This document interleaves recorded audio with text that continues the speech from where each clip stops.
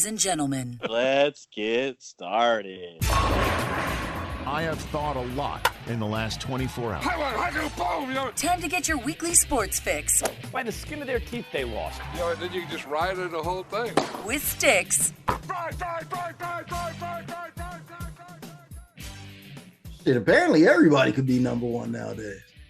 Man. Or anybody. I don't know. Yeah, that's wild talking about the Tennessee-Georgia game. I did not see it going that way in any aspect. I mean, yeah, Georgia win, but Right. not in the way. And I mean, Especially the way Tennessee's been playing. and they haven't got a touchdown yet. They were held scoreless for the first time in the first half without a touchdown. Or no, they didn't. They scored, but not So a they touchdown. so basically they were a phony number one. I did hear some cats, they were going through the information on college this weekend, and they were saying everybody had agreed that Tennessee was the right side, and then they went into the numbers and says, all right, let's go look and let's see where the money is, and let's see what the percentage of the bets is. And they said all the money is on Tennessee, all the bets are on Tennessee. I saw that too. They said, oh, that's square, we're out of here, we're off of that. Yeah, they were off of it immediately. And you know what? Aaron Jones, our boy in Vegas, would have told us the same fucking thing. Anything over 75 to 8, anything over 75%. It was wilder than that. Always goes the other way. Yeah, I think it was 81 is from what I saw. Stupid. I'm dumb. I would have rolled Tennessee all day. I thought they had me hooked. They had me confused. But anyways, I mean, I wouldn't if that number one was in front of the Alabama name, I would have did that same exact thing and not even thought. I'm thinking number one is not number one anymore, apparently, unless it's really Alabama. And I mean, you're getting 9 points, right? You get plus 9. I mean, you got to keep it close if you're a number one team, no matter who you're playing. That's 2 real scores. Yeah, that's it. And there's only like 4 minutes left. All right, well, we're over that because we're gonna have to get on to the next one. Go Knowles, by the way. Hey, we are back. This is Stix and the Nas Big Homie. Welcome to the Sports Fix with Stix and the Nas Big Homie. We're the audio version of Sidney Dean and Billy Hoyle. Again. If you don't know, you better go find the fuck out. I'll tell you that right now. Check out the aggression. Check us out on YouTube, Sports Fix with Stix and Nas Big Homie. Subscribe and smash that like button. Remember to subscribe, rate, and review on your favorite podcast platform. Any podcast platform you listen to, it's there. Go to thisisfunner.com for more podcasts and online content. Grab some merch while you're there from the Funner family. Support the Funner family, baby. Chris, the producer, does not just do all this shit for free. Well, he really does, but we got to support him. All right, let's do this. And he ain't like those fake dudes who's out here spending all the money on camping trips and all of that. So, you know what I mean? It's a stand-up guy we're talking to here. Yeah, he's doing it. So follow us on Twitter. Follow me on Twitter at Stix015. Follow this guy, Nas Big Homie, at homies_anonymous. And I don't know how many times we have to tell y'all, use that hashtag Stix and Sports. Use that hashtag Stix and Sports. Tag us. Call us out. Whatever you want to do, let's do it. We're here. We ain't going nowhere. So we in it. Got some NFL for these peeps out here. Well, yeah. I mean, as a prologue to the week 9, like I said, the NFL came out with the trade deadline. It wasn't a dating line. It was a deadline. I mean, yeah, some players they might get confused. I mean, you got to be clear with some of them. Yeah, they might think that's the discount on massages or something. But yeah, so that piece of information just in itself dropped off some juicy tidbits of info and game to add to the second half of the season. So we're gonna line it up real quick, and plus, there's a chance that Danny Shiesty might sell the Commandos. I mean, is he really though? I don't know. What you want to start off with? Okay, let's go here. I don't know. You can go in whatever you want, but is he really? Or is this some other bullshit nonsense that's been talked about for the last 5 years? I'm trying to jack the price up. Jack the price up, motherfucker. Better take whatever he can get before he goes to the No, this ain't one of those situations. This ain't one of those I'm gonna take what I give, whatever I get situation. This is only 32 of these things. Yeah, of these. I said he better take it while he has the chance to take it. He saw what Walmart got and was like, oh, okay. So if I am going to, and you know who immediately came out and said, I'll do it? Jeff Bezos. immediately came right out. He called his newspaper and said, "Hey, Washington Post, interview me about whether I want the Commandos or not." Oh, yeah, remember that was like 2 years ago when he moved just did it there. again. He just did it again. Did he? He just did it again immediately after he heard Dan Shiesty out there going, Bank of America, if I was to sell this, how much you think they're gonna give me for it? You know what I mean? He's really like Dan Shiesty. He's gonna ask somebody first, how much you think I can get for this? Well, speaking of Shiesty, yeah, roll to the Bank of America, because those Shiesty motherfuckers. Oh. I've been a valued customer, quote unquote. Say, don't say loyal for 26 years, and don't say valued. 26 years, but hey, I still get hit with that $15 fee here, $5 fee here, $12 fee here. And in my defense, those aren't overdraft fees. Not yet. They're very close to overdraft fees, but that's just a convenience fee, the service fee. Oh yeah, you can take these. Bank of America is some shady characters, bro. I learned that in college, bro. Oh, they did me wrong one time, mixing up financial aid, tuition money, and my own money. Oh, they had me in the cross, and I learned from that. And I said, I ain't never fooling with them ever again. Kiss my ass.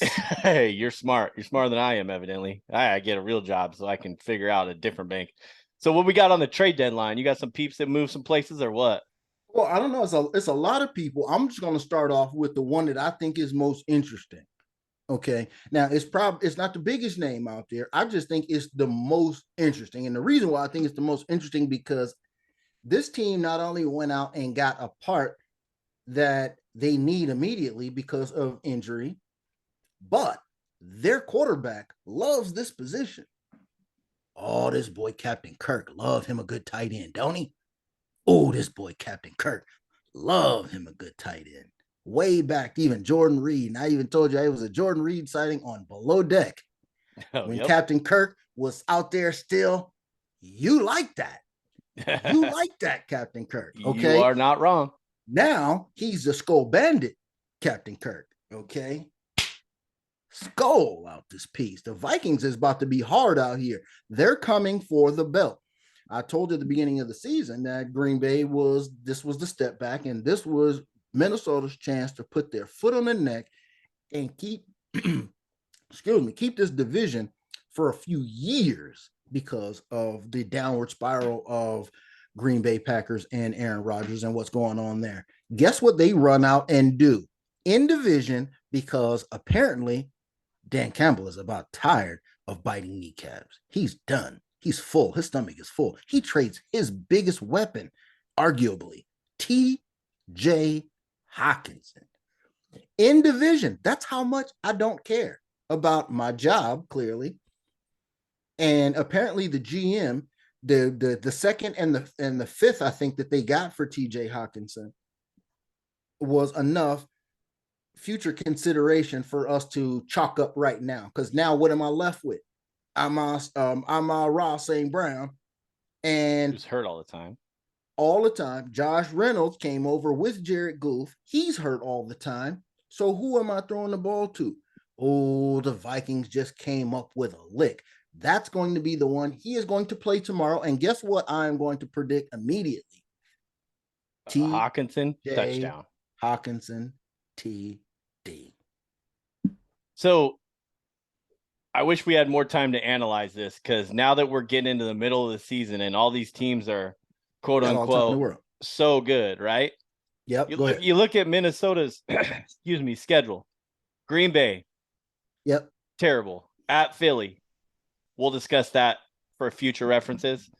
I'm going to say not as good as they think they are. Baltimore. Or not Baltimore. Yes. No. I said this is Minnesota's schedule.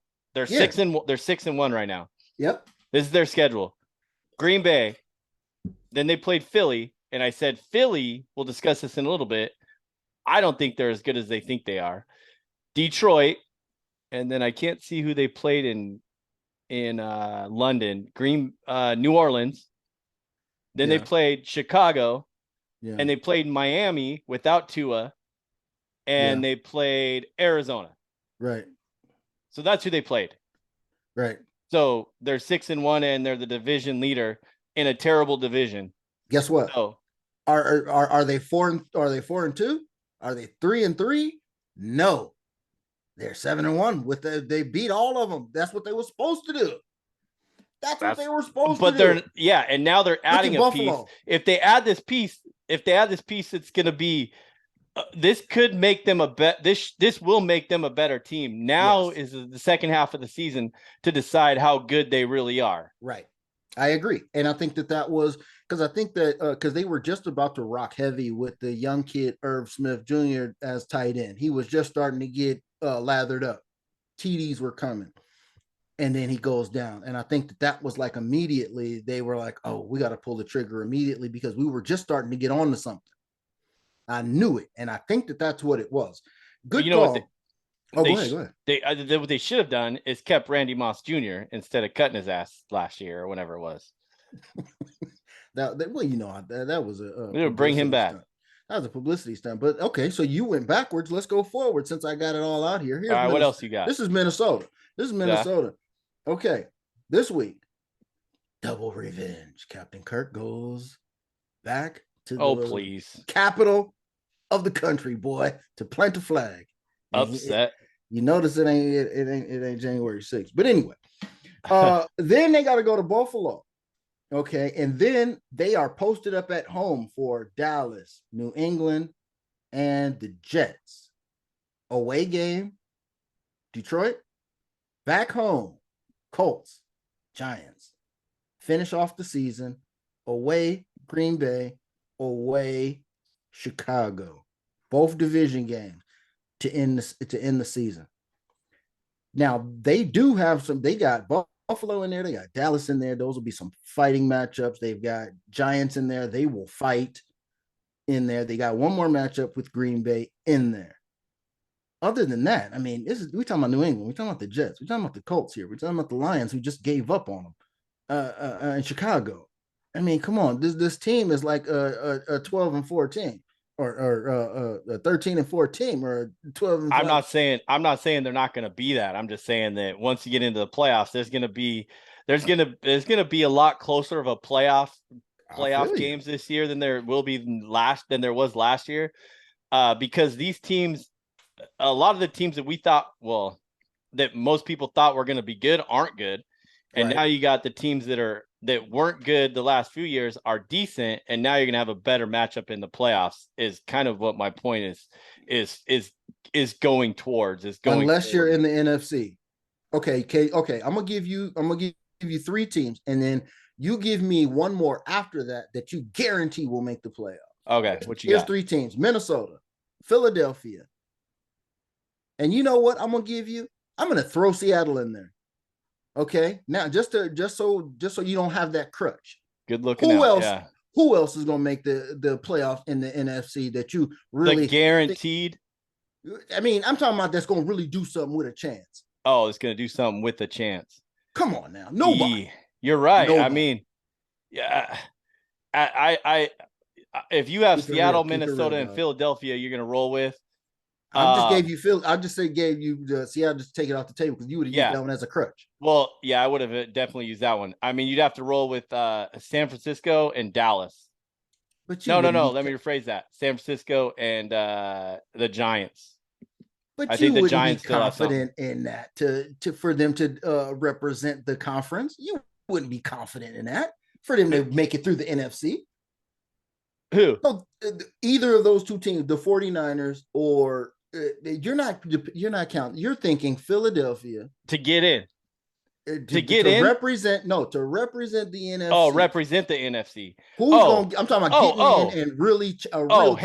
Hands down, I would take Seattle and the New York Giants in the NFC Championship right now over Philadelphia and Minnesota.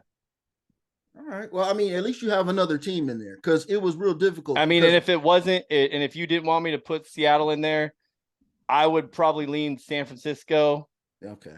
Maybe Minnesota, but I'd have to see something from Minnesota. I feel you. But I mean, in terms of if you just looked at blank, we haven't seen any games. All we had was analytics.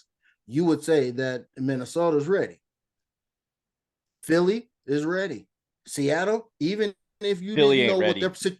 if you didn't know what Seattle's situation was at the beginning of this year, you would think that they're ready too. After that is a big question. Tampa Bay, a usual threat. The Rams, a usual threat or a usual player in the game. You don't know. So, but the other side, oh, there's some conversations to be had in the A. But the NFC, I'm trying to tell you, this is how it's going to work out. So who else got in the NFC? Got you talked about San Francisco. They added Chase Edmonds. Kareem Hunt was waving the flags like, get me the hell out of here. He went nowhere. Right. Okay. So the NFC didn't really gather anybody.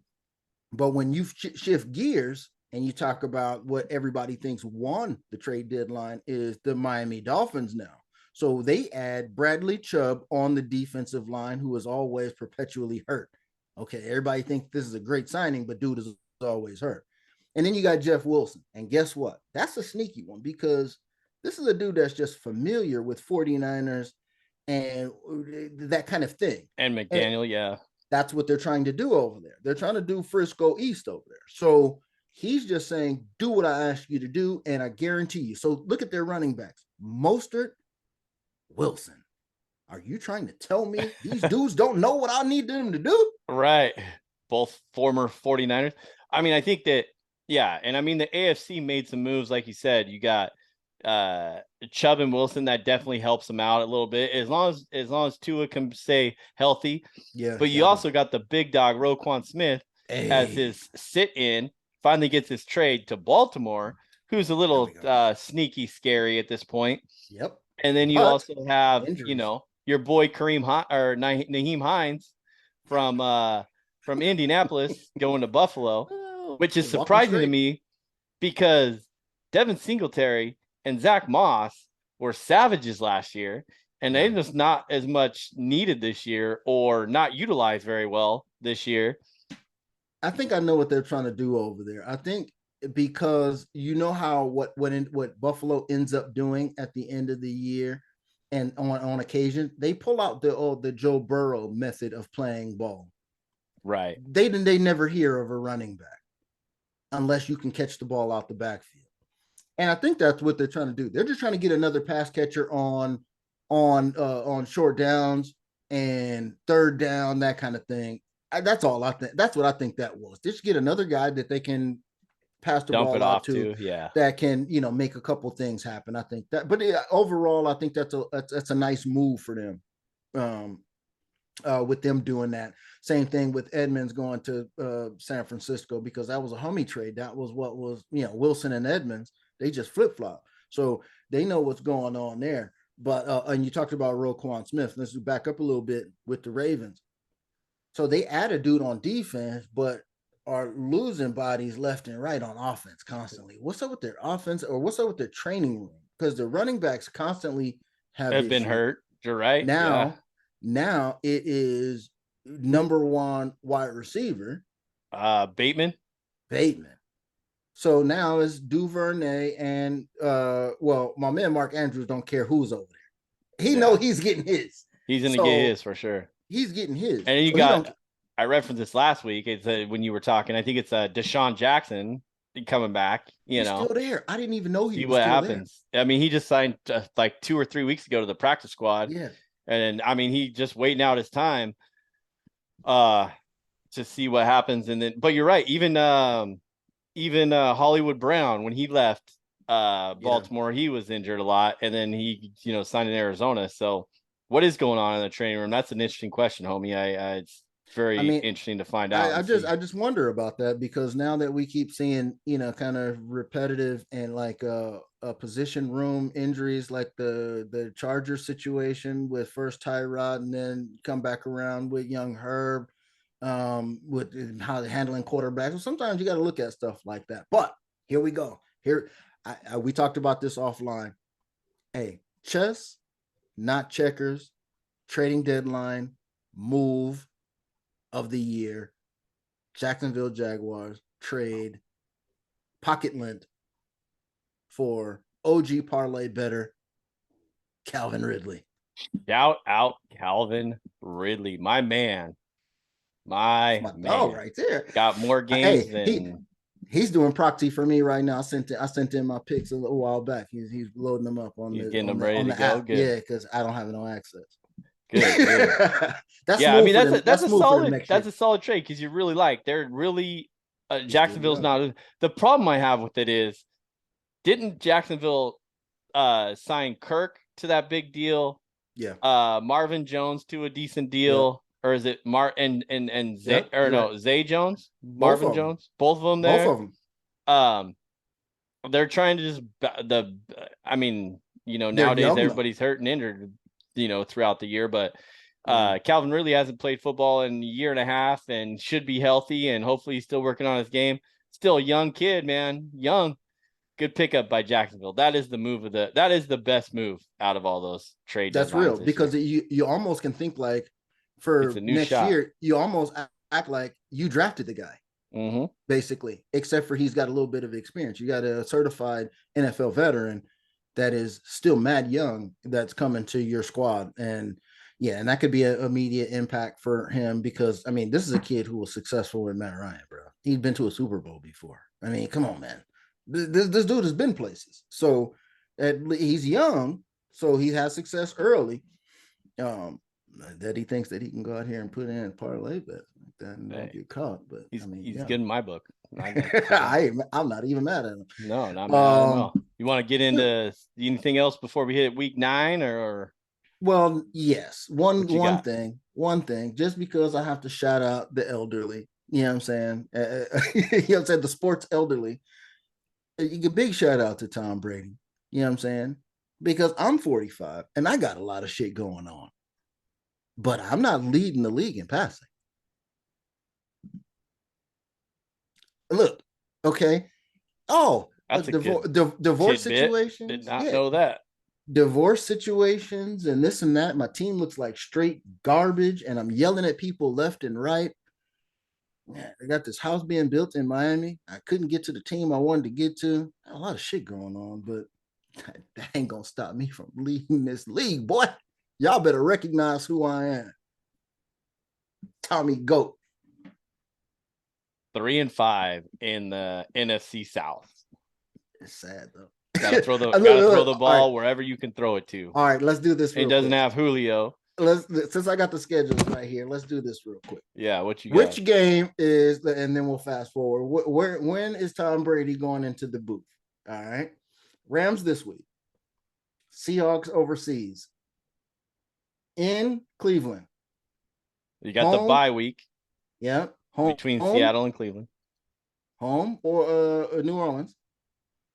Out to the West Coast. San Francisco. Cleveland. Back out to Arizona. Cincinnati, then Arizona. Oh, I'm sorry. Cincinnati, then Arizona. I'm jumping over my own writing. Carolina, then Atlanta to finish it off in Atlanta. Tom Brady is staying in San Francisco, bro. He'll as much as I'd like to say on the bye week back from on the plane after the Seahawks scorch him in Germany. Hey. I'd like to say he calls it there, but we know he's going to make it into through the season. So he'll be in the booth for week 1 of the playoffs. It's in his contract, I'm sure.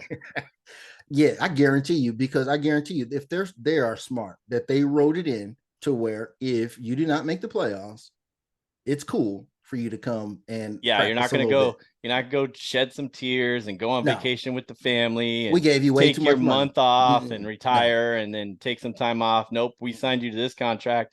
You will be in this booth on this day. Yep. Damn right. No time off for old goatee boy Tommy. So, all right. Well, before we get into week 9, I want to go over some shout out to my guy Dave Tooley from the Vision Network on Twitter at View from Vegas. Faves are 72, 48, and 1 on and 2 pick'ems. Straight up. Straight up.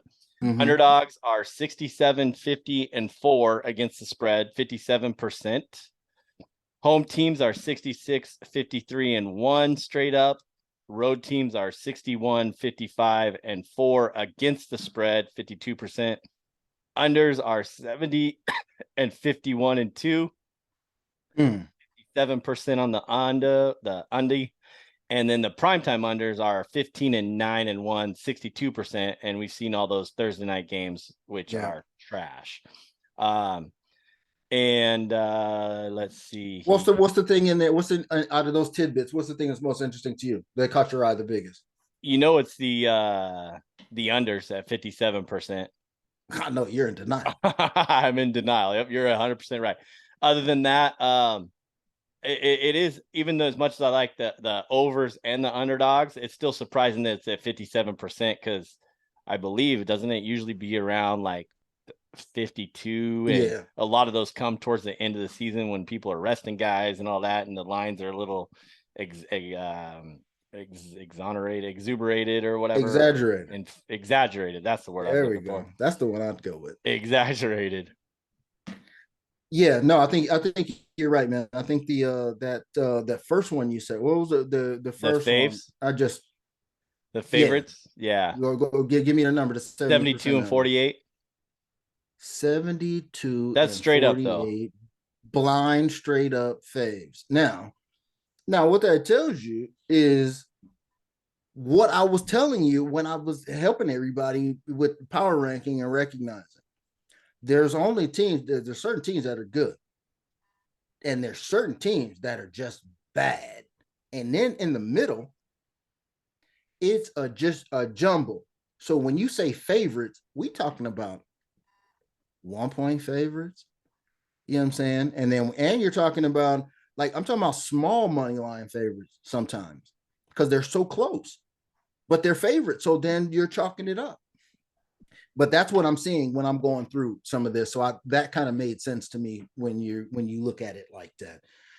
So, and I think a lot of these games are, kind of coming down to a lot of weirdness. Like you said, we're used to, the snitching hour where the NFL snitches about what they would like their storyline to be for the week.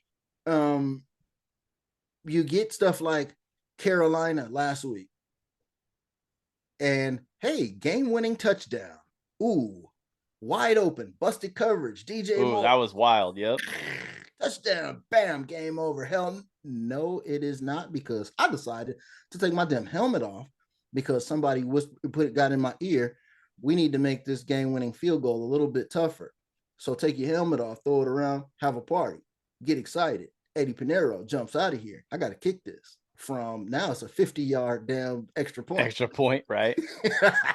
And we all know how kickers are. Yo, I don't even know if either one of them dudes, DJ Moore for taking his helmet off or Eddie Pinero, even made it out of Carolina alive, because they played with their fans' emotions of being in possibly first place. And now your first place representative for the NFC South is none other than the homie Marcus Mariota and the Atlanta Falcons at 4-4, taking over that NFC South right there, who this week are hosting drama-filled activity. Young Gun, Young Herb stepping into the stage. I think it's Mercedes in Atlanta is what they call their stadium. Mm-hmm. That's where they going. Oh, they gonna have a problem with Young Herb. Mercedes-Benz Dome. And apparently Vegas knows everything that I know because our lines are identical. Okay, so hey, I don't see Atlanta holding this lead in this division because Tampa Bay is about to beat these Rams. I'm sorry, unfortunately, because what I tell you, the tidbit on beating the Rams this year is going to be: do you rush the passer well? Not good, well. And that's all that's required to beat the Rams. I'm telling you, this is a tidbit. That is all that's required. Well, let's get into it because we got 10 minutes and counting right now. Got to give us a quick shout out to Seattle and their Week 8 victory, 27-13 over the Giants. Did not see it going that way. Appreciate that it did. I'm glad they pulled it off. I thought it'd be a little bit closer than that, and I took the Giants to cover the 3 because I figured it'd be a 1-point win for Seattle, 1 or 2 points there. So shout out. We'll get into week 9. But first, got to hit the hometown plays of the week from last week. So week 8, we had, homie had his Los Angeles Rams defense less than 17 points. That didn't happen. That did not happen. I don't even think it happened in the first half. Defense 3 sacks. They did have 3 sacks, and Ramsey did not get his player prop of an interception. He had it though in his hands. He had it in his hands in the first quarter. Oh snap! That'd have been dope. Yeah, I had the text already written out to you, and I was like, you know what? I'm not even gonna do it. Can't even do it. I was like, I'm not even gonna do it. I was like, well, that's close is not the thing. And then I took and the Seahawks in my hometown play of the week. I took Lockett over 100 yards. He only had 63. And I had the game over 3.5 field goals. They had 4. So back on the 3.5 field goals. Nice to see that hit because that is a good prop. So, like I said, we ain't got much time, but you want to roll through. I do. I'll just say this real quick. And we were talking about Minnesota's record. Since Philly and Houston already played, we all saw how that game played out. I just wanted to throw this out there, and this is one of part of my notes. When I was talking about Minnesota being as good as they were, is Philly as good as they are? Because there we go. Or is their schedule catered to their hot start? Because they played at Detroit, 38-35 victory. Minnesota, they lost to primetime, they beat primetime Kirk on primetime, right? So there's the one loss for Minnesota. And we all know how Kirk plays in primetime. At Washington, Jacksonville only won by 8. Arizona only won by 3. Dallas with Cooper Rush, they won by 9. And then Pittsburgh, we know how not so good they are. And then at Houston, didn't even cover the 14-point spread that they had. So that was my question to y'all. Is Philly really as good as they are? Or is their schedule catered to them right now with the craziness we got going on in the NFL? Philly is as good as they are, because we talked about the beginning of the season when we did the schedule analysis that they are a numero uno with the easiest schedule. Okay, there you go. There's the homie. So therefore, they are doing exactly what they should do. They happen to have built a squad that is a juggernaut that has all the pieces in place. And they just happen to fall on getting the easiest schedule. You just talked about backwards. Here's rapid fire. Moving forward, Washington, Indianapolis, Green Bay, Tennessee, New York Giants, Chicago, Dallas, New Orleans, New York Giants. Are they a underdog in any of those games? No. Are they going to be worried about any of those games? Maybe they think they double look about and they study a little bit harder for Tennessee. Maybe they study a little bit harder for Dallas. And we're going to find out what the Giants are because they'll be having both of their division games coming up against the Giants. So that remains to be seen. Last 5. But other than that, I mean, who's to say that they couldn't run the table? They could be 15-2. I mean, so all that does is get them the first round bye and then possibly run up against them Seahawks and get handed. And then you got the real game. Yep. You know what I mean? Yeah. And that's more than 100% get handed. 100% what we talk about with Minnesota is that, the playoffs are going to be, I think they're going to be a lot more competitive than they were last year with the wild card team, playing on our side for sure and playing in. And then there's it's 27-6, shit like that. It's going to be more competitive playoff round this year. So I just wanted to throw that out there with the Philly question. So any of you disagree, agree, use the hashtag Stix and Sports and let us know what you think of the Philadelphia Eagles. So I think it's weird with week 9, bro. Like, why do you have 8 10 a.m. games and two 1 o'clock games? Right. Like, I get the West Coast teams, How many teams were on bye last week? 2. How many teams are on bye this week? 2, 4, 6 teams on bye this week. I don't know what they're doing. Like I said, it's probably a function of the 18-game schedule with the bye or the 18-week schedule and then the bye until they put 2 bye weeks in there. I think that it's always going to be off like this, I think, in terms of bye weeks and shit like that, like who's on bye. So yeah, the 1:00 time for us, it's gonna be it's all hometown right here. Yeah. For the So world. let's get the hometown plays of the week before we do not get to them. Do you have your hometown plays of the week? I'll roll through mine real quick with the Seattle Seahawks traveling to Arizona. Arizona's a 2-point favorite. I have to add this in. I have to roll with the Seahawks money line on this, just from what I've seen from the Cardinals. That's going to be part of my hometown play of the week. But then I have to add a little bit more fun to it. I got 5 sacks by the defense, chasing Kyle Murray around. They're going to get a couple of those little, rush, but going to get those sacks. Worked out last time when I was talking about whatever other quarterback that was a running quarterback. 2 interceptions by the Seahawks. Murley's going to throw some garbage passes. They're going to get 2. And here's the kicker. Geno Smith will throw for 300 yards. Not again. And I have to roll with the over 3.5 field goals. Getting a little out there, but the competitive and the hometown bias is rolling hard right now, because I got the Knowles tonight, and I got the Seahawks going to Arizona as a 2-point underdog, which is baffling to me. They're gonna make it happen. What you got, homie? Close it out. Dude, this whole Seahawks fandom is just confusing everybody. Damn NFL referees don't know if the damn Mariners are playing or not. And look at you. Awesome.